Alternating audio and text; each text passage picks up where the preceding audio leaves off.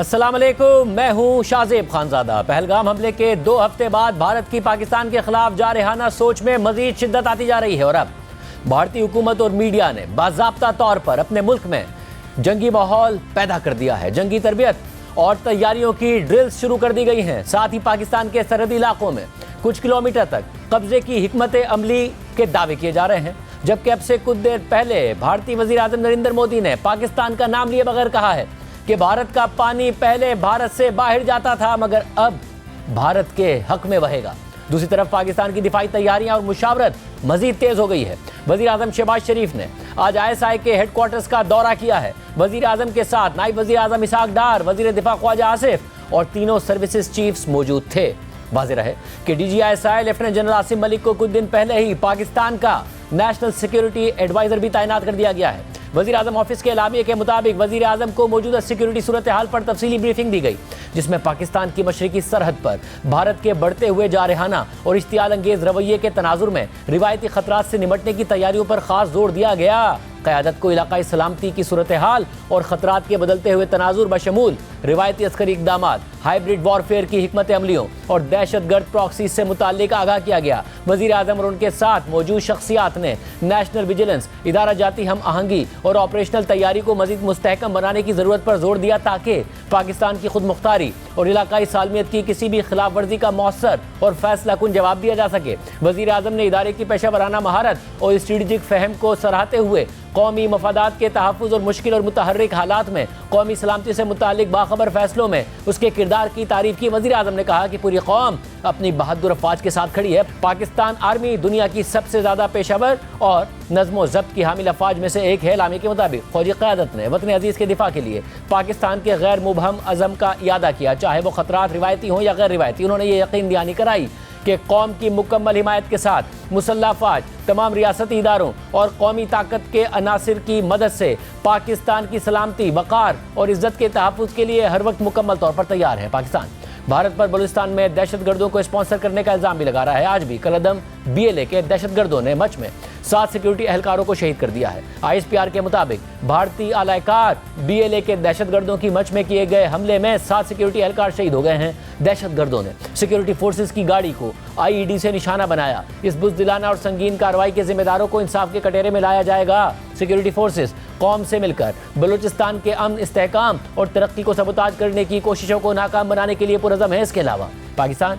भारत की किसी भी मुमकिन जारियत का भरपूर जवाब देने का ऐलान कर रहा है। पाकिस्तान आर्मी, नेवी और एयरफोर्स हर तरह से हाई अलर्ट पर हैं। साथ ही पाकिस्तान सिफारती तौर पर इन कोशिशों में भी मसरूफ़ है कि पाक भारत हालिया तनाज़ा खतरनाक एटमी जंग में ना बदल जाए, लेकिन भारत अपने मुल्क और अवाम में यह तासुर दे रहा है कि जल्द ही पाकिस्तान और भारत में जंग छिड़ने वाली है। भारत की मरकजी हुकूमत की हिदायत पर पूरे मुल्क में जंग की तैयारियों के सिलसिले में सिविल डिफेंस की मॉक ड्रिल्स की तैयारियां जारी हैं। ये ड्रिल्स भारतीय दारुल हुकूमत नई दिल्ली और मुंबई समेत भारत के 244 इजला में कल 7 मई से शुरू की जाएंगी। भारतीय मीडिया के मुताबिक भारत में ऐसी ड्रिल्स आखिरी दफ़ा 1971 की पाक भारत जंग के दौरान कराई गई थी। भारतीय मीडिया में शाया होने वाली तफसीलात और भारतीय हुक्मरान जमात BJP की सोशल मीडिया पोस्ट के मुताबिक मुतअद्दिद रियासतों में होने वाली सिविल डिफेंस मॉक ड्रिल्स के दौरान एयर रेड्स, वार्निंग सिस्टम्स को टेस्ट किया जाएगा ताकि देखा जा सके कि ये ठीक से काम कर रहे हैं या नहीं कर रहे। साथ ही एयरफोर्स के कम्युनिकेशन लिंक्स को भी चेक किया जाएगा, जिसमें हॉटलाइन और रेडियो शामिल हैं। ड्रिल्स के दौरान ये भी यकीनी बनाया जाएगा कि कंट्रोल रूम्स और बैकअप रूम्स ठीक से काम कर रहे हैं। साथ ही किसी भी हमले की सूरत में महफूज रहने के लिए सिविलियंस और स्टूडेंट्स को तरबियत दी जाएगी। इसके अलावा ब्लैकआउट इकदाम की मशक की जाएगी, जिसमें दुश्मन की नज़रों में आने से बचने के लिए लाइट्स को बंद कर दिया जाता है। ड्रिल्स के दौरान अहम इमारतों और इलाकों को छुपाने के लिए कैमोफ्लेज के इस्तेमाल की मशक की जाएगी। इसके अलावा सिविल डिफेंस सर्विसेज को टेस्ट किया जाएगा, जिनमें wardens, fire fighters, rescue team और सप्लाई मैनेजमेंट शामिल हैं। ड्रिल्स में यह भी देखा जाएगा कि इंखला के मंसूबे कितने तैयार हैं और अमल दरामद के लिए किस हद तक मौसर हैं। ड्रिल्स के दौरान सरहदी इलाकों में बंकर्स की सफाई और दीगर इकदाम भी किए जाएंगे। भारतीय मीडिया के मुताबिक वज़ीर आज़म नरेंद्र मोदी की जमात BJP के पार्लियामेंट्री ऑफिस ने BJP के अरकान पार्लियामेंट से कहा है कि वो इन ड्रिल्स में आम शहरियों की तरह शरीक हो जाएं और मकामी इंतजामिया के साथ ताउन करें। भारतीय इक़दामात से ये वाज़ेह हो रहा है कि पाक भारत जंग का खतरा टला नहीं है बल्कि मजीद बढ़ गया है। पाक भारत कशीदगी में इजाफा हो रहा है और इत्तलात के मुताबिक पाक फिजाइया भारतीय फिजाइया को मुसलसल मॉनिटर कर रही है। इस हवाले से क्या इत्तलात हैं, हमारे साथ मौजूद हैं शहजाद इकबाल साहब, सीनियर साहब की तजियाकार। शहजाद, बहुत शुक्रिया। क्या आपके पास अंदर की इत्तलात हैं कि क्या बहुत हैवी मोबिलाइजेशन हुई है भारत की तरफ से? बहुत शुक्रिया शाहजेब। इंडियन मीडिया को हम सब फॉलो कर रहे हैं और देख रहे हैं वहां पे क्या एक जंगी माहौल बनाया जा रहा है। जहां आपने जिक्र किया कि मशकें भी हो रही हैं, वहां पे वो एक लार्ज स्केल जो है अपनी एयर स्पेस को भी इस्तेमाल कर रहे हैं मुख्तलिफ मशकों के लिए। तो मैंने भी अपने सोर्सेज से चेक किया कि कितना इस वक्त ज्यादा एक सीरियस थ्रेट है अटैक का और भारत की तैयारियां क्या हैं। तो इसमें तो कोई शक नहीं है शाहजेब कि हमारे यहाँ भी लोग ये कह रहे हैं कि सिचुएशन इस वक्त हॉट है और जो पाकिस्तान और इंडिया के बॉर्डर पे तकरीबन 12 से 15 बेसेस हैं, वहां पे इस वक्त मेजॉरिटी जो इंडियन जेट है, जो फाइटर जेट्स हैं, वो वहां पे उन्होंने डिप्लॉय कर दिए हैं। और मेजॉरिटी का मतलब ये है शाहजेब के टोटल उनकी अगर इस वक्त स्ट्रेंथ फाइटर जेट्स की 450 है, तो मुझे बताया गया तकरीबन 70-80% जो है वो डिप्लॉयड है पाकिस्तान के लिए इस वक्त। क्योंकि आपको पता है कि उनका एक महाज जो है वो चाइना से भी खुला रहता है, तो वहां पे भी उनको अपने ईस्टर्न बॉर्डर्स पे भी डिप्लॉय करने पड़ते हैं। 300 से ज्यादा जी फाइटर जेट्स। जी बिल्कुल जी शाहजेब, इसका मतलब यही बनता है कि 300 से ज्यादा इस वक्त उन्होंने जो है अपने वेस्टर्न बॉर्डर पे डिप्लॉय कर लिए हैं, जो कि पाकिस्तान और इंडिया का बॉर्डर है। और तकरीबन ये 12 से 15 बेसेस हैं और मुख्तलिफ वहां पे हैं, जगुआर भी है, Su-30 भी है, राफेल जो उन्होंने रिसेंटली फ्रांस से लिए वो भी है, मिराज भी है। तो ये तमाम कॉम्बिनेशन है। तो ऑब्वियसली जब इतनी बड़ी डिप्लॉयमेंट होती है, कंसर्न होता है, तो मैंने चेक किया कि हमारी क्या तैयारी है। तो उस पर मुझे जवाब मिला है कि वी आर एब्सोल्युटली रेडी। ऐसा नहीं है कि अगर वो भी अपने 300-325 जहाज वहां पे पार्क करके बैठे हुए हैं तो हमने कोई तैयारी नहीं की। हमारी तैयारी मुकम्मल है। पाकिस्तान की भी तकरीबन 200 से 250 जो फाइटर जेट्स हैं वो उनका मुकाबला करने के लिए किसी वक्त भी तैयार है। अगर किसी किस्म की भी वहां से एग्रेशन होती है, एडवांसमेंट होती है, तो उसका जो है फौरी तौर पे जवाब दिया जाएगा। और शाहजेब, मैं अपनी स्टोरी में पहले ही बता चुका हूं कि 2 मरतबा उनकी जो एडवांसमेंट थी उसको हमने नाकाम बनाया है। एक रात जो 2930 की शब थी उसमें हमने देखा उनके 4 राफेल जेट्स आ रहे थे, जिनके ऊपर ऑब्वियसली मोदी ने बड़ा डिपेंड किया हुआ था कि अगर 19 में भी हमारे पास होते 2019 में तो हम बड़ा जवाब देते पाकिस्तान को। उनके एयर चीफ ने कहा था 4-5 तैयारे हम उनके गिरा चुके होते। उन जो 4.5 जनरेशन के फाइटर जेट्स हैं ये राफेल, उनके हमने कम्युनिकेशन सिस्टम को बाकायदा अपने इलेक्ट्रॉनिक वॉरफेयर एसेट्स के जरिए एक्सटेंसिव उनकी जैमिंग की। उनका राब्ता आपस में जो थे वो भी मुनक़ता हो गया, ग्राउंड से भी मुनक़ता हो गया। इस वजह से उनको लौटना पड़ा। और फिर एक और मरतबा जब ये इंटेलिजेंस मिली कि वहां पे शायद फिर तैयारी हो रही है, तो उस वक्त हमने अपने 40 से 50 फाइटर जेट्स एयरबॉर्न किए और उनका जो भी प्लान था वो उन्होंने तर्क कर दिया। तो यहाँ पे ये समझने की जरूरत है कि इस वक्त इस तरह नहीं है जो ये हम बात भी कर रहे हैं या इंडियन मीडिया कह रहा है कि कोल्ड स्टार्ट अटैक होगा, वो सडनली आएंगे और अटैक करके कुछ जगह ले लेंगे या अटैक करके हमारे मिलिट्री एसेट्स को निशाना बना के वापस चले जाएंगे। ये हमारी जो मुसल्लह अफवाज है उनमें जराए बताते हैं कि अब ये मुमकिन नहीं है। क्योंकि देखिए ये वो 71 वाली जंग नहीं है या 65 वाली नहीं है कि जहाज आएंगे और बमबारी करेंगे चले जाएंगे। अब पाकिस्तान एयरफोर्स जो है ना वो एक बहुत ज्यादा मॉडर्नाइज्ड एयरफोर्स बन चुकी है, जिसमें हमारी साइबर, इलेक्ट्रॉनिक वॉरफेयर और स्पेस वॉरफेयर में हमने बहुत ज्यादा तरक्की की है। और मैं आपको ये बताऊं कि इंडिया को उसका कुछ हद तक इल्म है और कुछ वो कहते हैं कि अगर उन्होंने कोई एडवांसमेंट या एडवेंचर किया तो उनको मजीद पता भी चल जाएगा। क्योंकि शाहजेब मेरे नॉलेज में है, I am privy to this, कि जब ये 4 राफेल जेट अंबाला एयरबेस से उड़े थे और फिर ये जम्मू कश्मीर के जरिए पाकिस्तान की एयर स्पेस के बहुत करीब आ चुके थे, वो एक एक डिटेल जो है हमारे रडार सिस्टम्स ने उसको मॉनिटर किया था। और ये रडार सिस्टम इंटरेस्टिंगली इंडिजिनस है।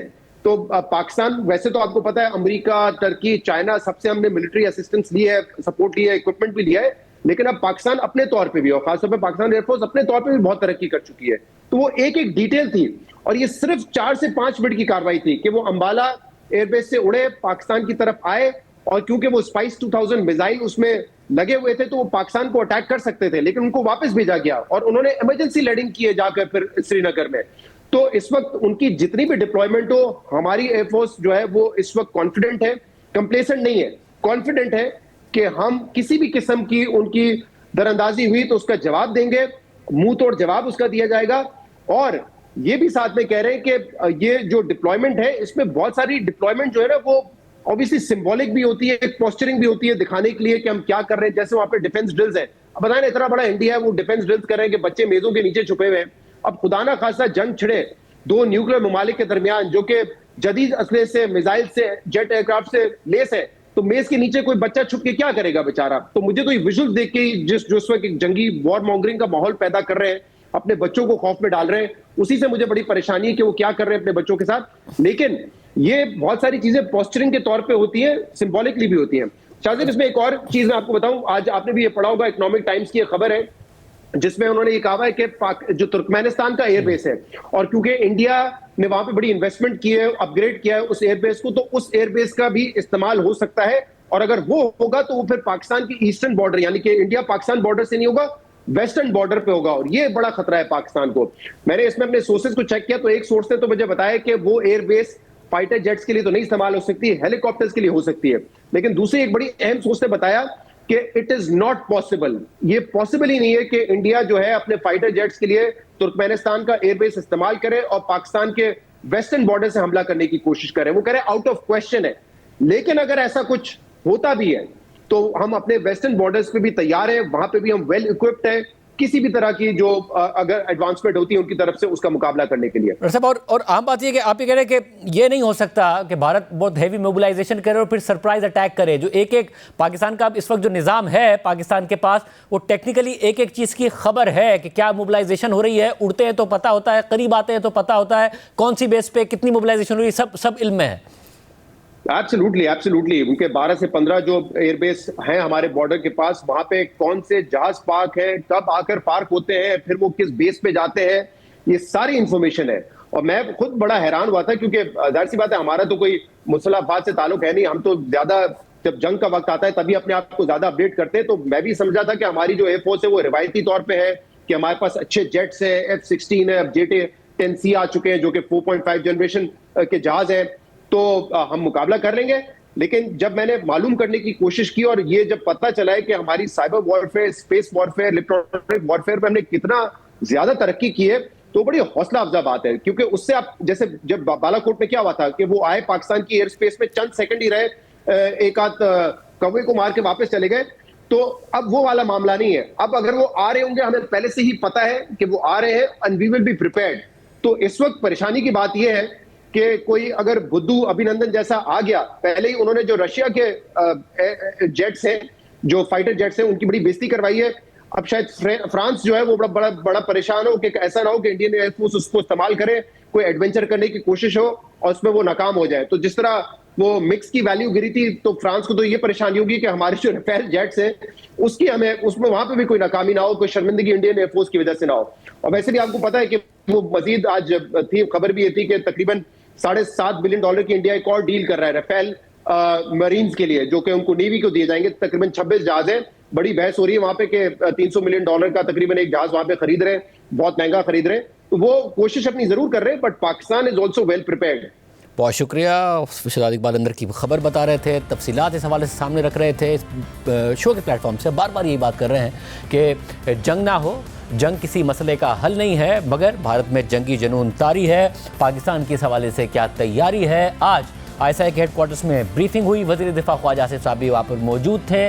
क्या मामला थे? ख्वाजा साहब बहुत शुक्रिया हमें ज्वाइन करने के लिए। आप वज़ीर आज़म, डिप्टी वज़ीर आज़म और तीनों सर्विसेज चीफ्स गए और ISI के हेडक्वार्टर में ब्रीफिंग भी आप लोगों को दी गई। अब जो इतलात आ रही हैं वो ये कि भारत ने पाकिस्तान की सरहद के करीब जो अपनी एयर बेसेस हैं उसमें एक बहुत बड़ी तैयारों की तादाद वहाँ पर तैनात कर दी है। और भारतीय मीडिया अब ये रिपोर्ट कर रहा है कि जी कोई सर्जिकल स्ट्राइक नहीं होगी, बाकायदा जंग होगी। जंग के लिए जो है वो भारतीय जो मीडिया है वो कह रहा है कि अब कौम तैयार रहे। पाकिस्तान कैसे देख रहा है? ब्रीफिंग में इस हवाले से क्या मामला सामने आए हैं? बिस्मिल्लाहिर्रहमानिर्रहीम।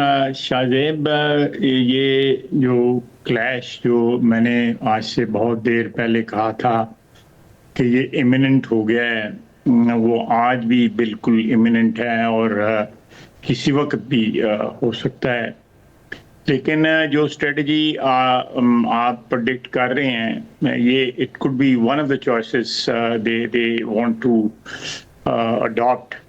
और लेकिन हर चॉइस जो है उनकी, उसके लिए हमने उसका सद्देबाब किया हुआ है।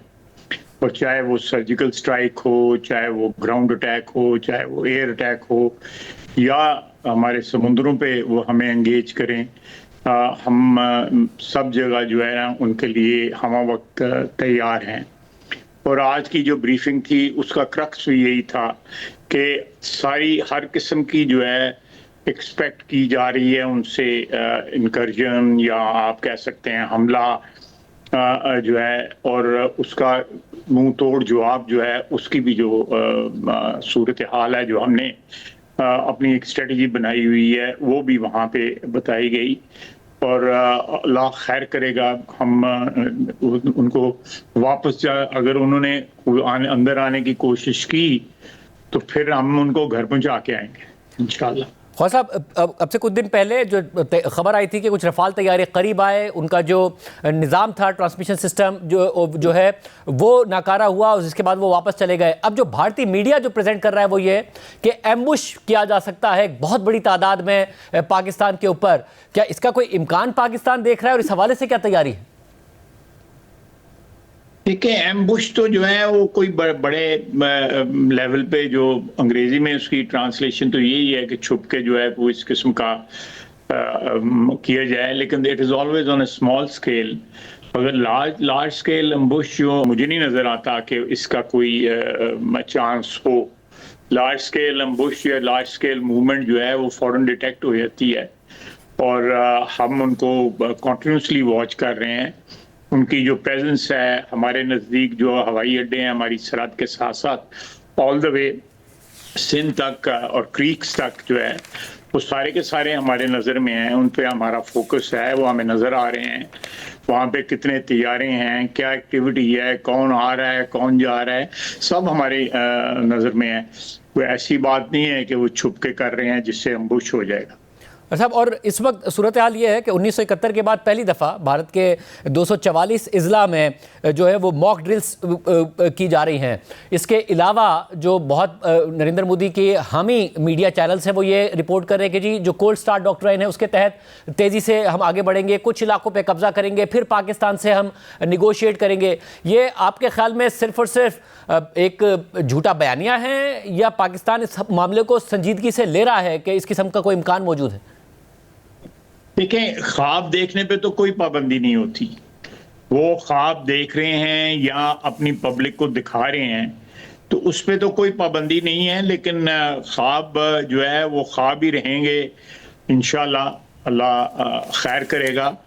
तैयारी हमारी भी मुकम्मल है, हम कोई हाथ पे हाथ धरे नहीं बैठे हुए। हम अगर the moment they make a move उसका मुंह तोड़ जवाब दिया जाएगा, हर लेवल पे दिया जाएगा। आप इससे हिसाब लगाएं शाहजेब, आपने 26 अजला में कहा है कि वहां पे तैयारियां हो रही हैं और एक्सरसाइजेज हो रही हैं। 244 अजला में उनकी तरफ से कहा गया कि 7 मई से शुरू की जाएंगी ड्रिल्स। हाँ जी, आप देखें, आप कराची में बैठे हुए हैं, मैं इस्लामाबाद में बैठे हैं, यहाँ को माहौल ही नहीं है। तो अल्लाह के ऊपर तवक्कुल है ना सारी कौम का, और अपनी अफवाज के ऊपर जो है एक कॉन्फिडेंस है कि कोई ड्रिल नहीं है, कोई रौला नहीं है, कोई इज़्तिराब नहीं है, कोई एक पैनिक नहीं है।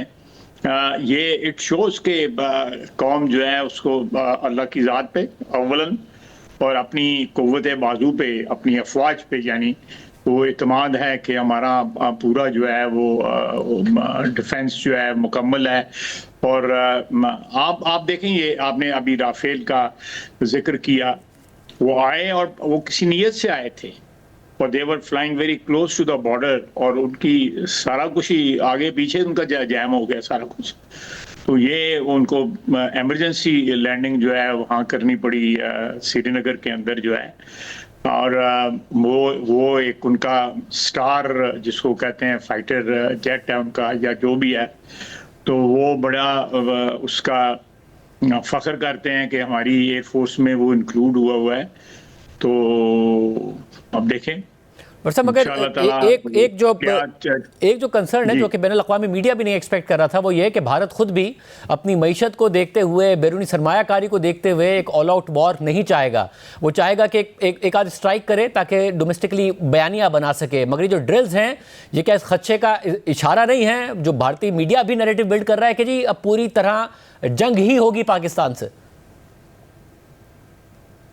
देखें, मैं कोई प्रेडिक्ट नहीं करना चाहता, क्योंकि ये कोई स्ट्रेटजी जो है ये एक तो वैसे भी खुफिया होती है, पोशीदा होती है, उसको टेलीविजन पे डिस्कस नहीं किया जाता और सारी ऑप्शंस जो हैं वो ओपन रखी जाती हैं।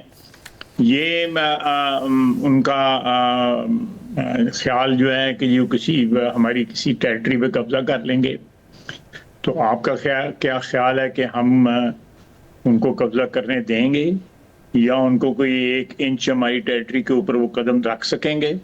उनको ये स्ट्रेटजी बड़ी महंगी पड़ेगी। और जिस तरह वो इस दफा चाय पे पिला के हम वापस नहीं भेजेंगे, इस तरह जूतियां मार के वापस भेजेंगे हम। और ख्वाजा साहब, जिस तरह बैनुल अक़वामी मीडिया ज़रा एक होता है कि टाइम का, कि जिस वक्त वाक़या हुआ भारत ने फौरी तौर पर एक्ट नहीं किया, इल्ज़ाम तराशी की और कुछ सिफारती इक़दाम या फिर इंडस वाटर ट्रीटी के हवाले से किए। नाउ जब इतना टाइम गुजर गया, अक़वाम मुत्तहिदा एक्टिव है, चीन, तुर्की, अमेरिका, यूरोप सब बोल चुके इस हवाले से। भारत जो बयानिया चाह रहा था बैनुल अक़वामी मीडिया से नहीं मिला। पाकिस्तान कम से कम वक्त की वजह से एक्सपेक्ट कर रहा है कि शायद ऐसा नहीं होगा जैसा कि भारतीय मीडिया में दावा किया जा रहा है, या फिर ये ड्रिल्स और ये खबरें आ रही हैं, या इस तमाम के बावजूद कि दुनिया भी इस मामले में अब संजीदगी से बात कर रही है, कुछ भी हो सकता है? नहीं, ये हम कोई ये वक्त गुजरने के बाद जो है हमने अपने गार्ड जो है वो लोअर नहीं किए हुए। हम जो है जो भी हमारी इंटेलिजेंस गैदरिंग है उसके मुताबिक जो है हमारी बिल्कुल 100% जो है वो मैं बार बार कह रहा हूँ कि तैयारी है। और उन्होंने जो एक स्टीरिया देखें, वो एक मैं कल भी कहा था, और राहत इंदौरी का एक शेर है कि सरहद पता नहीं क्या कहीं कुछ इस तरह का है कि सरहदों पे बड़ा कुछ हो रहा है, कहीं पे चुनाव तो नहीं हो रहा। तो वो सारी सियासत है, रंगबाज है। ये मोदी जो है ये रंगबाजी कर रहा है अपने लोकल कंजम्पशन के लिए, मुख्तलिफ किस्म के अपनी फौज को भी जो है मुख्तलिफ किस्म का वो मेन्यू दे रहा है कि भाई मुझे ये चाहिए और मुझे ये चाहिए। तो इंशाअल्लाह ताला अल्लाह खैर करेगा। और सब तो फिर ईरान एक्टिव हुआ, दीगर ममालिक एक्टिव हुए, पाकिस्तान ने सबको कहा। कल तो बरतानिया की जो सफ़ीर थी उससे वज़ीर आज़म ने कहा कि जी आप भी तहकीकात में शामिल हो जाएं, मगर भारत अभी तक वेलकम नहीं कर रहा है इस मामले को। कोई बीच में ऐसा हो रहा है कि ईरान को पैगाम रसानी हो, कोई बीच में सालिस का किरदार, ऐसा कोई माहौल अभी तक नहीं बना? देखें, वैसे तमाम मुल्कों ने जिन्होंने हमसे रब्ता किया है उन्होंने उनसे भी रब्ता किया है, और वो जो है अभी तक जो है मैं नहीं समझता कि कोई मेजर ब्रेक थ्रू हुआ है। अभी तक एक स्ट्रेटेजिक जो है वो पॉस्चरिंग ही हो रही है इंडिया की तरफ से, जिसको हम हर उनकी मूव को जो है फैक्टर इन कर रहे हैं अपने रिस्पांस में जो है। लेकिन कोई डिप्लोमेटिक लेवल पे क्या हुआ है क्या नहीं हुआ वो अभी तक जो है सरफेस पे नहीं आया। अच्छा, वज़ीर आज़म मोदी ने एक दफ़ा फिर पाकिस्तान का नाम लिए बगैर अब से कुछ देर पहले कहा है कि भारत का पानी पहले बाहर जाता था, अब वो भारत के मफाद में ही इस्तेमाल होगा। जब वो कोशिश करेंगे तो फिर देखी जाएगी, फिर जो है उसी पानी में डूब मरेंगे ये सारे के सारे जो है। और सब अभी ज़ाहिर हाई फ्लो सीज़न है, वो थोड़ी देर के लिए रोकना, क्योंकि इतना हाई स्टोरेज नहीं है उनके पास, बट लॉन्ग टर्म में वो अब बाकायदा इस बात का इंदिया दे रहे हैं कि जी स्टोरेज बनाई जाएगी।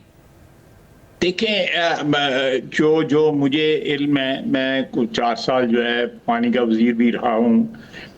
ये जो ट्रेन है जहाँ से ये दरिया गुजर के आते हैं, पांचों के पांचों ही ले लें आप बेशक, सारे के सारे, इनमें स्टोरेज बनाते हुए और स्टोरेज के बाद पानी को किसी और तरफ डाइवर्ट करते हुए एक लंबा अरसा दरकार है, बहुत लंबा और अनइमेजिनेबली हैवी इन्वेस्टमेंट जो है ना वो दरकार है स्टोरेज बनाने के लिए।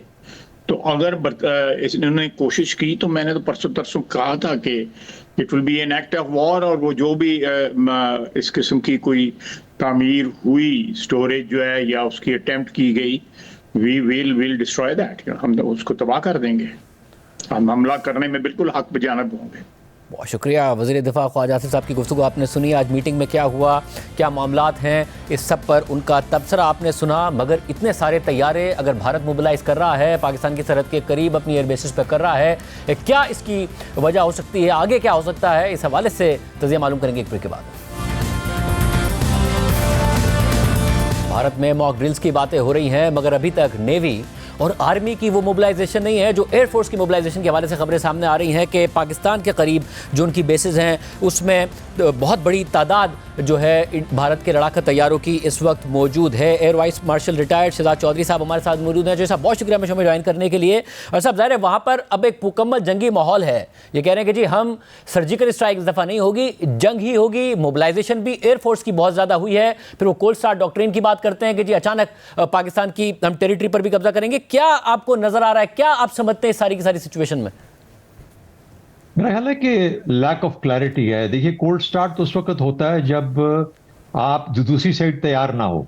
यहां पर तो पाकिस्तान की जमीनी फौज और पाकिस्तान की हवाई फौज और नेवल जो हमारी फोर्सेस हैं वो तो अपनी अपनी जगहों पर डिप्लॉयड हैं, वो तो ऑलरेडी वहां पहुंच चुकी हैं। अगर ये ना होती, और कोल्ड स्टार्ट का मतलब ये था कि उनके पास ऐसे ऑफेंसिव एलिमेंट्स हैं जो उन्होंने इकट्ठे करके यकजा करके बेसिस पे जमा किए हुए हैं। मैं एयरफोर्स की बात नहीं कर रहा, आर्मी और एयरफोर्स उनकी मिलके, और वो उसको फिर सडनली सरप्राइज करते हैं पाकिस्तान को अब इंटरनेशनल बॉर्डर पे या कहीं पे भी, जिससे कि इनकर्शन करके, जबकि पाकिस्तान अभी वहां पे एक्टिवेशन के अंदर मोड में है, यानी इस वक्त वो उसने चीजें अपनी तैयारी कर रहा है दिफा करने की।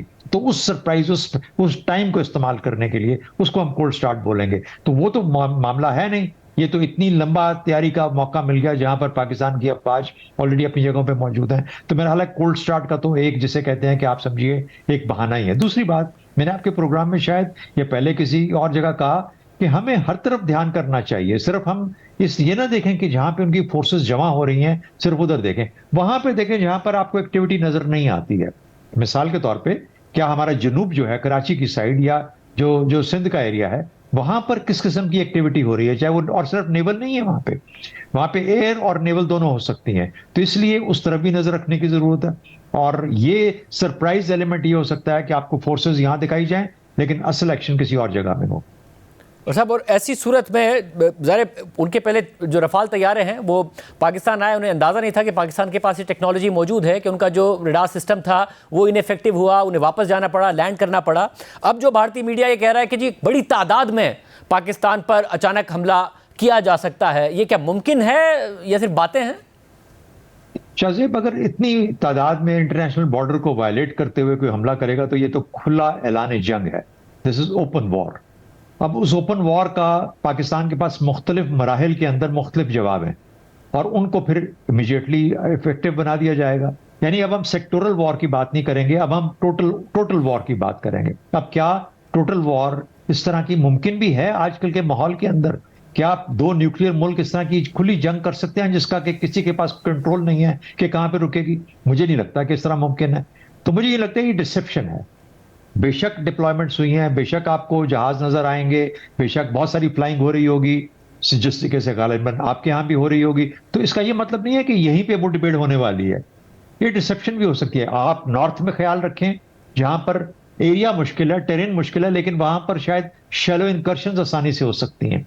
आप साउथ पे ध्यान करें जहां पर के लोगों का आमतौर पे ध्यान नहीं जाता, और वहां पर ध्यान इस तरीके से करें कि वहां पे आके कोई आपकी खास, जिसे कहते हैं कि वल्नरेबल वीपीज जो होते हैं किसी, उसको ना स्ट्राइक किया जाए। या अगर देखिए इसमें दूसरी ऑप्शन क्या है इसके अलावा, अगर एयरफोर्स या आर्मी को डिप्लॉय करते हैं और इस तरीके से वो जैसे आपने बताया, तो फिर तो ओपन जंग। दूसरी बात यह है कि मिसाइल्स इस्तेमाल किए जाए। यानी मिसाइल का मसला यह है कि उसको ये नहीं पता होता कि जवाब अब न्यूक्लियर आएगा वॉरहेड या के कन्वेंशनल वॉरहेड आएगा मिसाइल के अंदर। तो ये चीजें हैं जो कि मिसाइल को भी एक किस्म का लोअर पॉसिबिलिटी पे रखती हैं। तो मुझे यूं लगता है कि अभी भी we have to keep our eyes ears open on all fronts, on all sides, not be led into something. वो जब ये इस किस्म की बात करते हैं तो ये भी मुमकिन है कि वो चाह रहे हैं कि पाकिस्तान पहला वार पाकिस्तान कर जाए इस घबराहट के अंदर, ये बेसिस पे जहाज जमा कर दिए, यानी वो बेस को निशाना बना लो। इसका मतलब है कि उन्होंने आपने जवाब दे दिया उनको, वो जो ढूंढ रहे हैं उस वक्त से जवाब, अब पहलगाम जवाब नहीं है, क्योंकि अब तो एक्शन लेना है। उस एक्शन का ये जवाब है कि हमने तो कुछ भी नहीं करना था, ये तो पाकिस्तान ने वहां पे मिसाइल दाग दिया या कुछ कर दिया।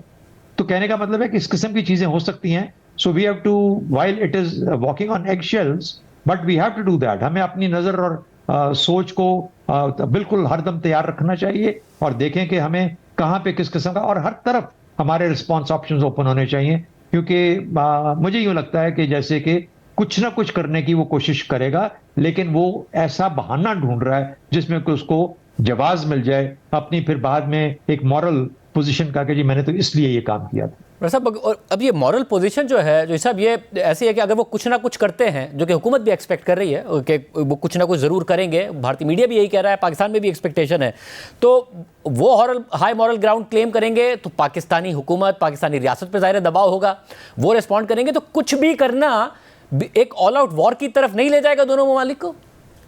देखें शाहजेब, अगर तो इंटरनेशनल बाउंड्री की वायलेशन होती है, जिससे मैं बार बार कह रहा हूं कि हमारा सियालकोट से डाउनवर्ड जितना एरिया अपने अरेबियन सी तक, अगर ये सब इंटरनेशनल बाउंड्री है, अगर यहां पे वायलेशन होती है तो it's an act of open total war.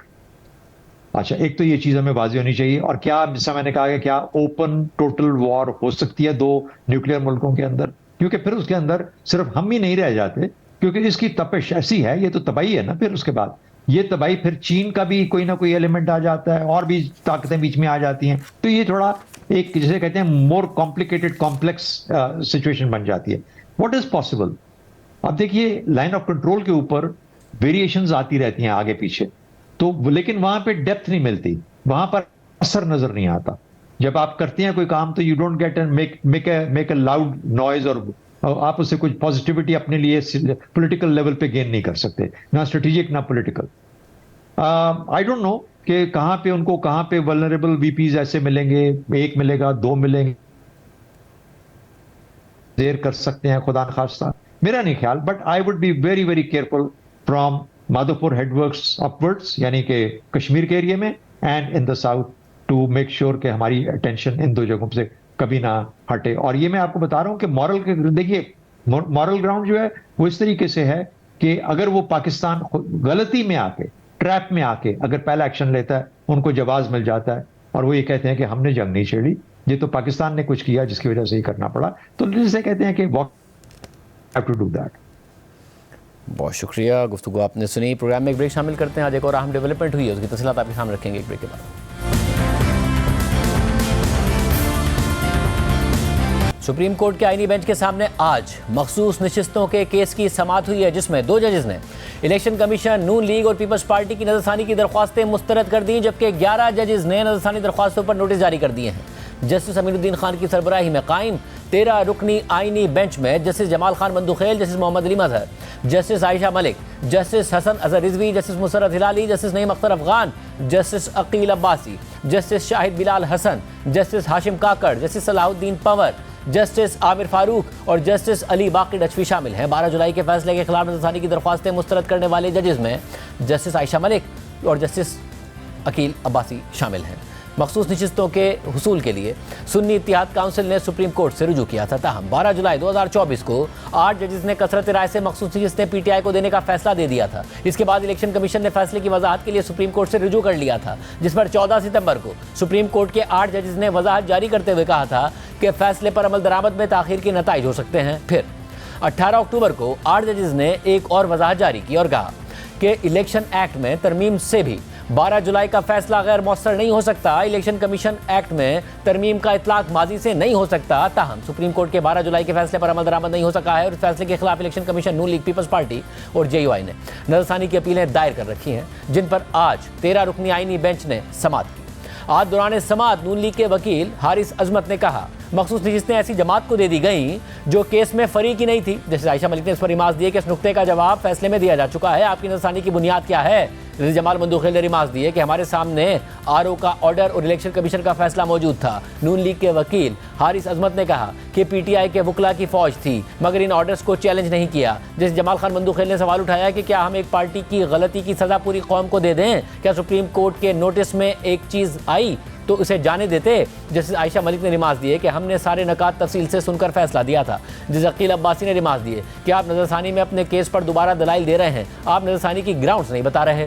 Justice Ayesha Malik ने सवाल किया कि क्या फैसले पर अमल दरामद हुआ था? जस्टिस अकील अब्बासी ने रिमार्क्स दिए कि फैसले पर अमल दरामद न होने पर तौहीन अदालत की दरख्वास्त भी है। इस पर पीटीआई के वकील सलमान अकरम राजा ने कहा कि तौहीन अदालत की दरख्वास्त भी आज लगी हुई है। इलेक्शन कमीशन के वकील सिकंदर मेहमद ने कहा कि मुख्तसर फैसला ही ऑर्डर ऑफ द कोर्ट है। मखसूस नशिस्तों के केस में ऐसी पार्टी को रिलीफ दिया जो मुकदमे में फरीकी नहीं थी। फैसले में यह बहुत बड़ी गलती है और नजरसानी का तकाजा करती है। जिसे आयशा मलिक ने सवाल उठाया कि क्या इलेक्शन कमीशन ने अदालती फैसले पर अमल दरामद किया? इलेक्शन कमीशन कैसे मुतासरा फरीक है? इलेक्शन कमीशन के वकील सिकंदर मेहमद ने कहा कि मुझे इलेक्शन कमीशन का मौक़िफ़ तो बताने दें, अदालती फैसले पर जुज़वी तौर पर अमल दरामद किया गया। जस्टिस आयशा मलिक ने इस पर सवाल किया कि क्या इलेक्शन कमीशन हमारे फैसले में पिक एंड चूज़ करेगा? जो पसंद आएगा करेंगे, जो पसंद नहीं आया तो नहीं करेंगे। जस्टिस जमाल खान मंदूखेल ने रिमार्क्स दिए कि इलेक्शन कमीशन का जवाब यह है कि फैसले पर अमल दरामद नहीं करेंगे। मुझे इस केस में कोई दिलचस्पी नहीं है, मैं सुप्रीम कोर्ट के अख्तियार में दिलचस्पी रखता हूँ। आप सुप्रीम कोर्ट को कहाँ लेकर जा रहे हैं? सुप्रीम कोर्ट इलेक्शन कमीशन की तरह ही आईनी इदारा है। क्या इलेक्शन कमीशन आइन पर अमल दरामद करने का पाबंद नहीं है? इसके बाद जस्टिस मुसर्रत हिलाली ने सवाल किया कि क्या पीटीआई ने बतौर सियासी जमात इंतखाबात में हिस्सा लिया? क्या पीटीआई मुकदमे में फरीक रही है? जस्टिस हसन अजहर रिजवी ने रिमार्क्स दिए कि अदालती फैसले पर अमल दरामद न करने पर तौहीन अदालत की दरख्वास्त भी लगी हुई है। जस्टिस आयशा मलिक ने रिमार्क्स दिए कि इलेक्शन कमीशन तो एक फरीक की तरह बर्ताव कर रहा है। जस्टिस अकील अब्बासी ने सवाल उठाया कि इलेक्शन कमीशन कैसे मुतासरा फरीक है? इस मरहले पर बेंच के सरबरा जस्टिस अमीनुद्दीन खान ने मुदाखलत करते हुए कहा कि इलेक्शन कमीशन को हाईकोर्ट में बतौर जवाब गुजार फरीक बनाया गया था। जस्टिस आयशा मलिक ने रिमार्क्स जारी रखते हुए कहा कि सुप्रीम कोर्ट ने फैसला दिया जो इलेक्शन कमीशन को पसंद नहीं आया और अमल दरामद के बजाय नजरसानी की अपील दायर कर दी। जस्टिस हाशिम काकड़ ने रिमार्क्स दिए कि इलेक्शन कमीशन ने फैसले पर अमल दरामद तो किया नहीं, अब क्या जमानत है जो फैसला होगा इलेक्शन कमीशन उस पर अमल दरामद करेगा। इलेक्शन कमीशन के वकील ने कहा कि अदालती फैसले में बुनियादी गलती है, कमीशन ने जुज़वी तौर पर अमल दरामद कर दिया। जस्टिस आयशा मलिक ने इस पर फिर सवाल किया कि इलेक्शन कमीशन कैसे पिक एंड चूज कर सकता है? जो करना था कर दिया, नहीं करना था नहीं किया, तो फिर कमीशन नजरसानी कैसे मांग सकता है? इलेक्शन कमीशन के वकील ने दलाइल जारी रखते हुए कहा कि पीटीआई तो फरीक मुकदमा ही नहीं थी। जस्टिस जमाल खान मंदूखेल ने रिमार्क्स दिए कि क्या हम यहाँ एपलेट फोरम में बैठे हैं? इस मरहले पर जस्टिस अकील अब्बासी ने सवाल उठाया कि इलेक्शन कमीशन को सुनने से पहले नजरसानी की दरख्वास्त ना उठा ली जाए। अगर हम आपके खिलाफ तौहीन अदालत की कार्रवाई करें तो क्या इलेक्शन कमीशन नजरसानी के लिए कहेगा? जैसे आयशा मलिक ने इसके बाद रिमार्क्स दिए कि मैं नजरसानी मुस्तरद कर रही हूँ और अपनी वजूहात दूंगी। मैं तीनों नजरसानी की दरख्वास्तों को नाकाबिल समात करार देकर खारिज करती हूँ। मैं इस पर तफसीली वजूहात जारी करूंगी। जैसे अकील अब्बासी ने रिमार्क्स दिए कि मेरी भी यही राय है। इसके बाद आईनी बेंच ने 11 जजेस की अक्सरियत से नून लीग पीपल्स पार्टी और इलेक्शन कमीशन को नोटिस जारी कर दिए, जबकि 12 जुलाई के फैसले पर अमल दरामद न करने पर इलेक्शन कमीशन को तौहीन अदालत का नोटिस भी जारी कर दिया और समात कल दिन 11:30 बजे तक मुलतवी कर दी। इसके बाद यह खबर भी आ गई कि नजरसानी की अपीलों पर समात करने वाला बेंच असर 9 तश्कील दे दिया गया है और अब कल जस्टिस अमीनुद्दीन खान की सरबराही में 11 रुकनी बेंच समात करेगा, जबकि जस्टिस आयशा मलिक और जस्टिस अकील अब्बासी बेंच का हिस्सा नहीं होंगे। आज ये समात होने से पहले सुप्रीम कोर्ट के सीनियर तरीन जज जस्टिस मंसूर अली शाह, जस्टिस मोहम्मद अली मजहर और जस्टिस शाहिद बिलाल हसन पर मुश्तमिल 3 रुकनी बेंच ने 29 फरवरी 2022 के फैसले पर नजरसानी की अपील खारिज करते हुए नजरसानी का दायरा कार महदूद होने का फैसला दिया है। जस्टिस मंसूर अली शाह के तहरीर करदा फैसले में लिखा है कि जब किसी कानूनी नुक्ते पर फैसला हो जाए तो इसे दोबारा नहीं सुना जा सकता। नजरसानी के लिए फैसले में किसी वाज़ेह गलती की निशानदही लाजिम है। महज एक फरीक कदम इत्मीनान नजरसानी की बुनियाद नहीं हो सकता। नजरसानी केस में कोई फरीक पहले से मुस्तरद हो जाने वाला नुक्ता दोबारा नहीं उठा सकता। नजरसानी की बुनियाद ये भी नहीं बन सकती कि फैसले में दूसरा नुक्ता नज़र भी शामिल हो सकता था। फैसले में जैसे मोहम्मद अली मजहर का इजाफी नोट भी शामिल होगा जो बाद में जारी किया जाएगा। आज के प्रोग्राम में इतना ही दीजिए। अल्लाह हाफ़िज़।